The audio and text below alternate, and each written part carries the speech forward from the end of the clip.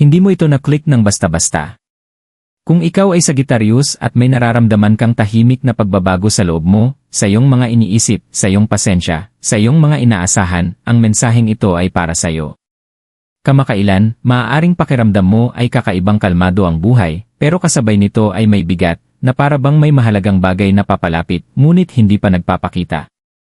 Maaari mong maramdaman na may isang pintong dahan-dahang bumubukas, kahit hindi mo pa nakikita kung ano ang nasa likod nito. Ito ang sandaling nagsisimulang magtugma ang mga puwersang hindi nakikita. Isang bagong pagkakataon ang papalapit at darating ito sa paraang hindi mo inaasahan. Ang mensaheng ito ay nilikha lalo na para sa mga Sagittarius na naglalakbay sa buhay na may tahimik na lakas. Kahit hindi gumalaw ang mga bagay ng kasing bilis ng inaasahan mo, nagpatuloy ka pa rin, may tiwala na lahat ay nangyayari sa tamang dahilan. Kamakailan, maaaring nakaramdam ka ng kakaibang halo ng pasensya at pagkabalisa. Parang nakatayo ka sa gilid ng isang bagong simula pero hindi sigurado kung kailan hahakbang papasok. Ang pakiramdam na ito ay hindi kalituhan, ito ay paghahanda. Madalas kumilos ang universo sa katahimikan bago magdala ng nakikitang pagbabago. Ang pinagdaraanan mo ngayon ay hindi pagkaantala, kundi pag-aayon. Bawat aral, bawat paghinto, bawat tanong na walang sagot ay humuhubog sa iyo para sa susunod na darating.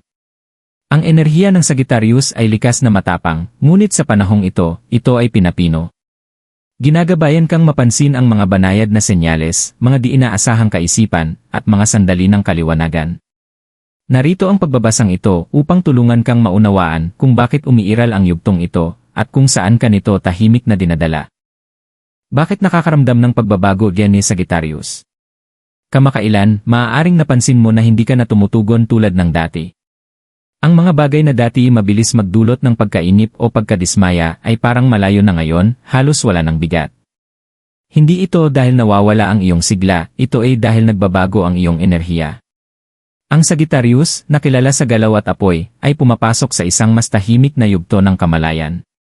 Mas madalas kang magmasid, mas kaunti ang salita, at mas malalim ang pag-isip. Kahit ang katahimikan ay tila mas maingay kaysa dati. Maaaring makaramdam ka rin ng pagkakahiwalay mula sa mga tao o gawain na dati pamilyar. Ang mga usapan ay parang paulit-ulit na lamang. Ang mga layuning dati mong hinahabol ng walang pag-aalinlangan ay tila nangangailangan na ngayon ng mas malalim na kahulugan. Ang panloob na pagbabagong ito ay maaaring magdulot ng kalituhan, ngunit sa totoo lang, ito ay tanda ng paglago.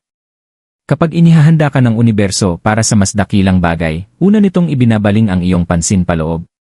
May mga tanong ka ring pasan na hindi mo binibigkas. Mga tanong tungkol sa layunin, sa tamang oras, at kung napapansin ba talaga ang iyong mga pagsisikap. Ang totoo, napapansin ang lahat. Ang bawat paghintong nararanasan mo ay may dahilan. Pinapabagal ka hindi para pigilan, kundi para patalasin ang iyong kamalayan. Itinuturo ng yugtong ito sa Sagittarius ang pasensya nang hindi inaalis ang tapang. Itinuturo ang pagtitiwala nang hindi binabawasan ang ambisyon. Ang tila emosyonal na distansya ay malinaw na pag-unawa na unti-unting nabubuo. Natututo kang alamin kung kailan kikilos at kung kailan maghihintay. At ang kamalayang iyon ang magpapahintulot sa susunod na pagkakataon na makilala ka pagdating nito. Hindi ito pagkawala ng sigla. Ito ay paghahanda upang kumilos sa tamang direksyon, sa tamang sandali na walang nasasayang. Yan ay hindi nakikitang pakikibaka, bahagi ng kwento. May bahagi ng iyong paglalakbay na ilan lamang ang nakakaalam. Habang nakikita ka ng iba na patuloy na sumusulong, nakangiti, at nananatiling matatag, hindi nila nakita ang bigat na tahimik mong pasan. Sagittarius, madalas ikaw ang nagbibigay lakas ng loob sa iba, kahit ang sarili mong landas ay puno ng pag-aalinlangan. Natutunan mong itago ang pagkadismaya sa likod ng optimismo, at gawing aral ang mga kabiguan nang hindi naghihintay ng pagkilala. May mga sandaling kinuwestiyon mo ang takbo ng panahon sa buhay mo. Mga sandaling pakiramdam mo ay nauuna ang lahat habang ikaw ay pinaghihintay. Hindi dahil kulang ka sa kakayahan, kundi dahil patuloy na sinusubok ng buhay ang iyong pasensya. Isinakripisyo mo ang ginhawa kapalit ng paglago, ang katiyakan kapalit ng pag-asa. At minsan, napaisip ka kung may nakakapansin ba talaga sa lahat ng pagsisikap na ginagawa mo para lang magpatuloy. Ang tahimik na pakikibakang ito ang humubog sa iyo ng higit pa kaysa anumang tagumpay. Bawat pagkaantala ay nagturo sa iyo ng disiplina. Bawat pagkabigo ay nagturo sa iyo ng masusing pag-unawa. Tumigil ka sa paghabol sa bawat pagkakataon at sinimulan mong tanungin kung alin ang tunay na para sa iyo. Hindi naging madali ang pagbabagong iyon. Ang pagbitaw sa pagmamadali ay taliwas sa likas mong masiglang apoy. Ngunit sa gitna ng hindi nakikitang pakikibakang ito, nakamit mo ang isang napakahalagang bagay, ang malalim na pagkilala sa sarili. Natutunan mong pagkatiwalaan ang iyong mga kutob nang hindi minamadali ang mga ito. Natutunan mong ang lakas ay hindi laging sumisigaw, minsan, ito'y naghihintay. At sa paghihintay, lalo itong lumalakas. Ang pakiramdam na tila nag-iisa ka ay isa palang pagpipino. Ang pakiramdam na tila napapabayaan ay isa palang proteksyon. Hindi ka binabaliwala ng universo, pinatatatag nito ang iyong pundasyon. Dahil ang pagkakataong papalapit sa iyo ngayon ay hindi nagbibigay gantimpala sa bilis. Ginagantimpalaan nito ang pagiging handa. At ang iyong hindi nakikitang pakikibaka ang tahimik na naghanda sa iyo. Iyan punto ng pagbabago. Dumarating sa bawat paglalakbay ang isang sandali kung saan ang paghihintay ay tahimik na nagtatapos. Hindi ito may kasamang ingay o bigla ang anunsyo, kundi isang banayad na pagbabago na mararamdaman mo bago mo pa ito lubos na maunawaan. Para sa Sagittarius, ang puntong ito ng pagbabago ay hindi dumarating bilang kaguluhan, kundi bilang kaliwanagan. Mapapansin mong mas nagiging madali ang pagdedesisyon. Unti-unting nawawala ang pagdududa. Ang mga sitwasyong dati nakakalito ay biglang nagiging malinaw. Ito ang sandaling lumalambot ang panloob mong pagtutol. Tumitigil ka sa pagpupumilit ng mga resulta at nagsisimula kang magtiwala sa tamang oras. Agad tumutugon ang universo sa pagbabagong ito. Ang mga pag-uusap ay nangyayari sa tamang sandali. Ang mga ideya ay dumarating kapag hindi mo inaasahan. Ang mga landas na dati sarado ay unti-unting bumubukas nang walang hirap. Maaari kang makaramdam ng panibagong kumpiyansa, hindi maingay o pabigla-bigla, kundi kalmado at matatag.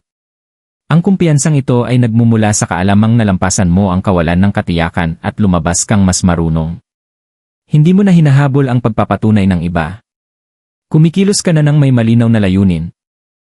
May mahalagang hinihingi rin sa iyo ang puntong ito ng pagbabago, tapang na walang kasamang pagkainit. Inaayon ng universo ang mga pangyayari, ngunit nais nitong humakbang ka ng may kamalayan. Hindi lahat ng pagkakataon ay kailangang habulin. Ang tamang pagkakataon ay mararamdaman mong matatag, hindi minamadali.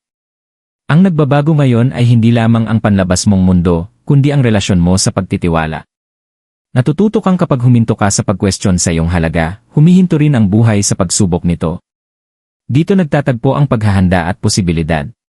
Para sa Sagittarius, ang puntong ito ng pagbabago ang hudyat ng pagtatapos ng panloob na tunggalian at simula ng pagkilos na nakaayon sa tamang landas. Hindi ka na naghihintay ng senyales. Ikaw na mismo ang nagiging senyales. At mula sa sandaling ito, ang direksyong nasa unahan mo ay unti-unting magpapakita, isang hakbang sa bawat pagkakataon. Iyan ay bagong pagkakataon ihinahayag. Ang pagkakataong papalapit sa iyo ay hindi dumarating ng maingay. Hindi ito humihingi ng pansin o minamadali kang magdesisyon. Sa halip, tahimik itong lumilitaw, banayad, halos hindi pansinin, na para bang nais muna nitong makilala, hindi habulin. Para sa Sagittarius, ang pagkakataong ito ay ganap na nakaayon sa lahat ng aral na natutunan mo sa panahon ng iyong paghihintay. Sumasalamin ito sa iyong paglago, pagiging mas matatag, at tiwala sa sarili. Maaaring una mo itong mapansin bilang isang munting pagbubukas, isang ideyang ayaw kang tantanan, isang usapang kakaiba ang pakiramdam, o isang paanyayang dumarating ng hindi inaasahan. Sa simula, maaaring mukhang karaniwan lamang ito. Ngunit sa ilalim nito, may dala itong pangmatagalang epekto. Hindi ito pansamantalang pakinabang. Ito ay isang bagay na bumubuo ng katatagan habang pinapahintulutan ang kalayaan, isang bagay na iginagalang ang iyong pangangailangan na lumawak ng walang kabuluhan. Ang nagpapakaiba sa pagkakataong ito ay tinatagpo ka nito kung nasaan ka ngayon, hindi kung sino ka noon. Naghintay ang universo hanggang sa handa ka ng kilalanin ang halaga, kaysa sa panandaliang kasabikan. Iniaalok sa iyo ang isang landas na unti-unting lumalago, hindi iyong mabilis magliyab at agad nauubos. Maaaring maantig ng pagkakataong ito ang mga aspeto ng karera, pananalapi, o personal na direksyon, ngunit higit sa lahat, nakaayon ito sa layunin mo. Mararamdaman mo ang kapayapaan kapag iniisip mo ito. Walang kaba. Walang presyon. Tanging malinaw na pag-unawa. Bigyang pansin ang mga paulit-ulit na senyales. Maaaring lumitaw ang isang tema sa iba't ibang anyo, sa pamamagitan ng mga tao, ideya, o tiempo na tila sobrang eksakto para maging aksidente. Ito ay mga kumpirmasyon, hindi mga pagsubok. Hindi ka na hinihiling ng universo na patunayan ang sarili mo. Inaanyayahan ka nitong pumasok sa isang bagay na matagal nang kumikilala sa iyong halaga. Ang pagkakataong ito ay hindi binabago kung sino ka, pinapayagan ka nitong maging mas ikaw. At kapag sinabi mong, hindi mo mararamdaman na isinugal mo ang lahat. Mararamdaman mo na sa wakas, tama ang pinili mo. Iyan din dapat gawin ng Sagittarius susunod. Habang unti-unting nahahayag ang pagkakataong ito, ang pinakamahalagang bagay para sa iyo ay hindi ang bilis, kundi ang kamalayan. Sagittarius, likas sa iyo ang mabilis na pag-usad, ang pagkilos batay sa sigla at momentum. Ngunit ang yugtong ito ay humihingi ng kakaiba. Inaanyayahan kang kumilos ng may malinaw na layunin, hindi dahil sa bugso ng damdamin. Bago ka magsabing, huminto sandali at damhin ang enerhiya sa likod ng pagkakataon. Nagdadala ba ito ng kapayapaan o ng presyon? Ang tamang landas ay hindi ka mamadali papunta sa takot. Pagkatiwalaan mo ang karunungang nakuha mo sa paghihintay. Wala ka nang kailangang patunayan kanino man. Kung ang isang bagay ay tunay na nakaayon sa iyo, hindi nito hihilingin na talikuran mo ang sarili mo. Manatili kang nakaugat sa iyong mga pagpapahalaga. Hindi sinusubok ng universo ang iyong tapang, sinusubok nito ang iyong kakayahang kumilatis. Panahon din ito ng pagpapasimple. Bitawan ang mga obligasyon, gawi, o inaasahang umuubos ng iyong enerhiya. Magbigay ng puwang sa isip at damdamin para sa paparating. Ang pagkakataon ay nangangailangan ng espasyo upang lumago. Makinig ng mabuti sa iyong intuisyon. Maaaring hindi ito sumisigaw, ngunit ito'y palaging pare-pareho. Ang mga paulit-ulit na kaisipan, banayad na tulak, at biglaang kaliwanagan ay pawang mga anyo ng gabay. Huwag mo silang baliwalain. At higit sa lahat, pahintulutan mong tumanggap. Sanay ka sa pagkamit sa pamamagitan ng pagsisikap at pakikibaka. Ngayon, ang buhay ay nag-aalok ng pag-usad sa pamamagitan ng pag-aayon. Ang pagtanggap nito ay hindi kahinaan, ito ay senyales na sa wakas, ikaw ay nakaayon na sa sarili mong landas. Humakbang ka ng may kapanatagan. Isang desisyon sa bawat pagkakataon. Kasabay mo ang universo, hindi ito nauuna sa iyo. Kapag ang Sagittarius ay kumikilos ng may kamalayan sa halip na pagmamadali, ang tagumpay ay hindi lang dumarating, ito'y nananatili. Babala iipayo. Habang nagsisimulang mabuo ang mga bagong pagkakataon, may mahalagang paalala ang universo, hindi lahat ng kumikinang ay para sa iyo. Sagittarius, ang iyong pagiging optimistiko ay isa sa pinakamalakas mong sandata, ngunit sa yugtong ito, kailangan itong balansihin ng kamalayan. Mag-ingat sa mga sitwasyong nangangako ng mabilis na gantimpala kapalit ng emosyonal o mental na pagkaubos. Kapag ang isang bagay ay tila minamadali, magulo, o mabigat ang pakiramdam, hindi ito nakaayon sa iyong landas. Maaaring makatagpo ka ng mga distraksyon, mga tao o ideyang muling hihila sa iyo pabalik sa dating mga gawin ng labis na pagbibigay o sobrang pag-ako ng responsibilidad. Tandaan, ang paglago ay hindi nangangailangan ng pagsasakripisyo ng sarili. Hindi ka na nilalayong pasanin ang mga bagay na umuubos sa iyo. Isa pang babala ay laban sa pagdududa na nagkukubli bilang lohika. Maaari kang matuksong questionin kung karapat-dapat ka ba talaga sa pagkakataong ito, lalo na kung dumarating ito ng may gaan. Huwag ipagkamali ang kapayapaan sa kawalan ng halaga. Pinaghirapan mo ang pag-aayong ito kahit hindi man ito nakikita ng iba. Protektahan ang iyong enerhiya sa pamamagitan ng pagpili ng katahimikan kaysa sa pagpapaliwanag. Hindi lahat ay kailangang umunawa sa direksyon mo. May mga landas na sadyang nilalakaran ng walang manonood. Simple ngunit makapangyarihan ang payo rito, magpatuloy ng tahimik, may kumpiyansa, at mapili. Pagkatiwalaan ang pagiging pare-pareho kaysa sa tindi. Piliin ang sumusuporta sa pangmatagalang paglago, hindi lamang sa panandaliang kasabikan. Kapag pinagsabay ng Sagittarius ang intuisyon at malinaw na hangganan, bihira ang pagkakamali. Hindi ito panahon ng takot, ngunit ito ay panahon ng kaliwanagan. Ginagabayan ka ng universo pasulong, at magpapatuloy itong gawin hanggat nakikinig ka, hindi nagmamadali. Sagittarius, nais ipaalam sa iyo ng universo ng malinaw, hindi ka kailanman nakalimutan. Bawat paghinto, bawat paglihis ng direksyon, bawat sandaling hindi umusad ang mga bagay ayon sa plano ay bahagi ng mas dakilang disenyo. Pinoprotektahan ka mula sa mga landas na kapalit sana ang iyong kapayapaan. Ngayon, ang proteksyong iyon ay nagiging pahintulot na lumago, tumanggap at magpatuloy ng walang takot. Papasok ka sa isang yugto kung saan nagtatagpo ang pagsisikap at daloy. Kung saan ang iyong mga kilos ay tila sinusuportahan, hindi hinahadlangan. Hindi ibig sabihin nito na mawawala ang mga hamon, ngunit haharapin mo ang mga ito ng may kumpiyansa sa halip na pagdududa. Natutunan mong tumayo mag-isa at ngayon, sinasalubong ka ng buhay na may suporta. Inaayon ng universo ang mga tao at mga pangyayaring tumutugma sa enerhiya mo ngayon, hindi sa mga pakikibaka mo noon. Hindi ka na hinihilingang basta mabuhay, inaanyayahan ka ng magtayo. Magtayo ng katatagan, layunin, at hinaharap na malawak ang pakiramdam ngunit nananatiling nakaugat. Pagkatiwalaan mo ang tahimik na katiyakan na nararamdaman mo sa loob. Ang kalmadong iyon ay gabay. Kapag ang isang bagay ay para sa'yo, hindi ito nagdudulot ng kaguluhan, nagdadala ito ng kaliwanagan. Papasok ka sa isang kabanata kung saan ang iyong optimismo ay hindi na sinusubok kundi ginagantimpalaan. Kung saan ang pananampalataya ay nagiging resulta. Hindi kay tinutulak ng universo, kasabay mo itong naglalakad. Tandaan mo ito, hindi mo kailangang magmadali patungo sa iyong kapalaran. Papalapit na ito sa'yo.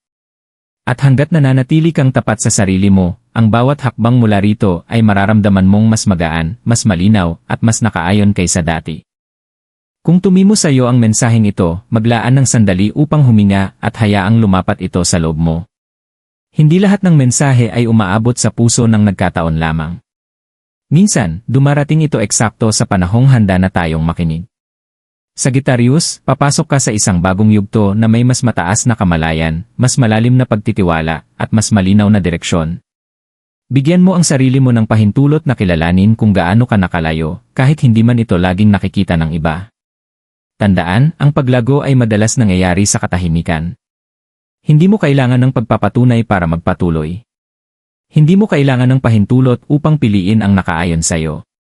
Ang mahalaga ay patuloy kang nakikinig sa sarili mo at kumikilos ng may malinaw na layunin. Kung nakatulong sa'yo ang pagbabasang ito, suportahan ang channel sa pamamagitan ng pag-like ng video at pag-subscribe para sa mas marami pang mensaheng nilikha, lalo na para sa iyong zodiac sign. Ang iyong pakikilahok ay nakatutulong upang maabot ng mga mensaheng ito ang iba pang maaaring nangangailangan din nito. Malaya kang magbahagi ng iyong mga saloobin sa comments, maaaring isang pakiramdam, isang senyales na napansin mo, o kahit isang salitang tumatak sa'yo. Mahalaga ang iyong karanasan dito. Manatiling bukas. Manatiling nakaugat. At magtiwala na ang mga nakalaan para sa'yo ay unti-unting nahahayag eksakto sa paraang nararapat.